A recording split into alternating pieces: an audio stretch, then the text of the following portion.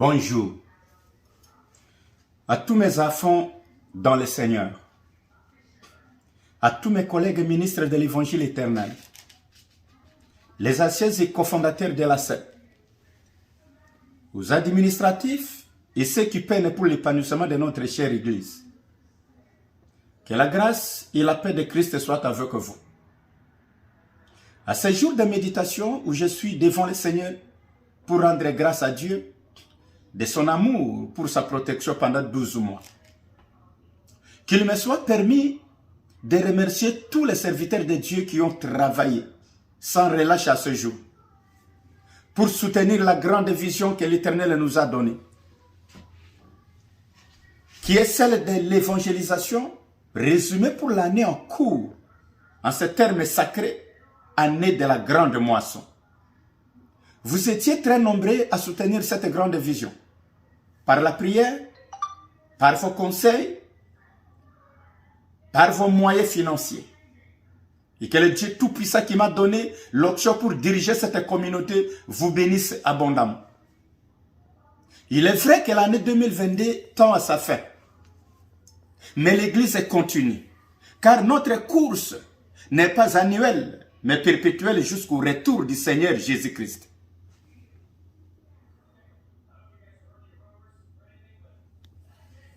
Chers bien-aimés, à chaque fin d'année, il est de notre devoir, en tant qu'une organisation humaine, bien que conduite par le Saint-Esprit, de faire une analyse rétrospective sur la marche annuelle.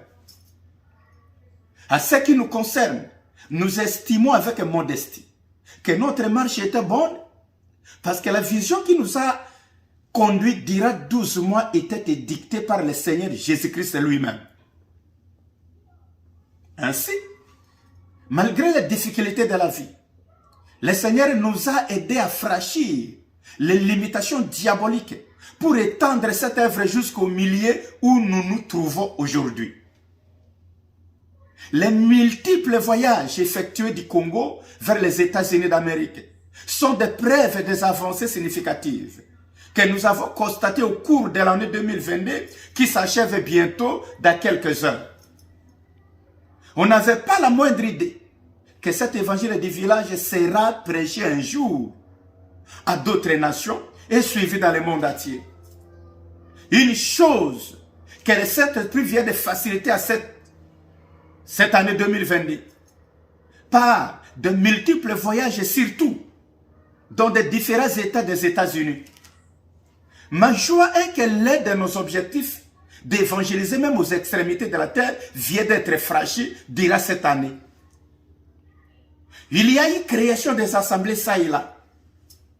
Il y a eu accord de formation et ordination de serviteurs pour accomplir la mission sacrée. L'installation d'une administration fiable et responsable grâce au respect des ainsi dit le Seigneur. Bref, ce 2022 était pour moi le temps de voyage pour frayer le chemin pour les autres.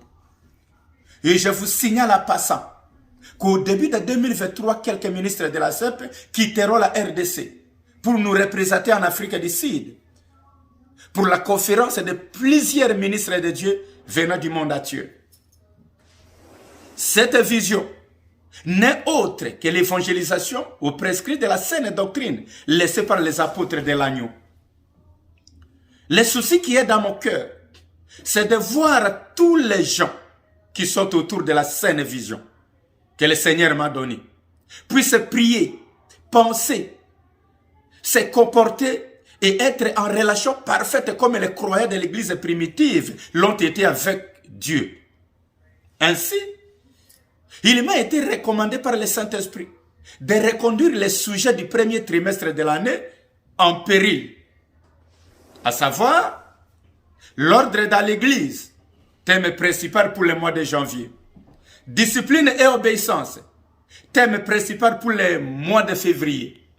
La Sainte Seine, thème principal pour le mois de mars. Pour ce faire, il est demandé au premier trimestre de l'année 2023 la reprise des sujets mensuels de l'année dernière en titre de deuxième édition pour ceux qui avaient effectivement enseigné.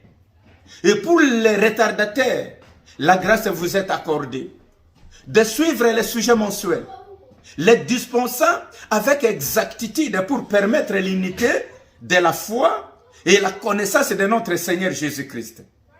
Nous comprenons par là que le Saint-Esprit, en reconduisant les 3 premiers thèmes, nous oblige de travailler encore sur la vision de la grande moisson. Bien-aimés, je vous ai toujours dit que la vision de l'œuvre est différente du souhait ou de la parole prophétique des conducteurs. Avec la vision, le point de départ doit converger avec le point d'arrivée. Et pour bien matérialiser cette grande vision, j'exhorte tous les enfants de Dieu à se lever comme un seul homme à l'année 2023, qui pointe à l'horizon, de prendre ses responsabilités pour nous permettre d'accomplir cette grande vision du Seigneur Jésus-Christ.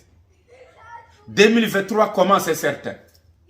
Je la déclare une année bénie, où chaque enfant obéissant doit passer d'un escalier inférieur à un autre supérieur au nom de Jésus-Christ. Que le Dieu Tout-Puissant visite tous les enfants de l'Assemblée chrétienne d'évangélisation et de prière, partout où ils sont. Comme ministre de Dieu et votre Père, je déclare que l'année 2023 soit pour vous une année des ouvertures et de connexions. Une année de victoire devant tous vos ennemis. Une année de réussite en toutes choses. Une année de relation avec Dieu.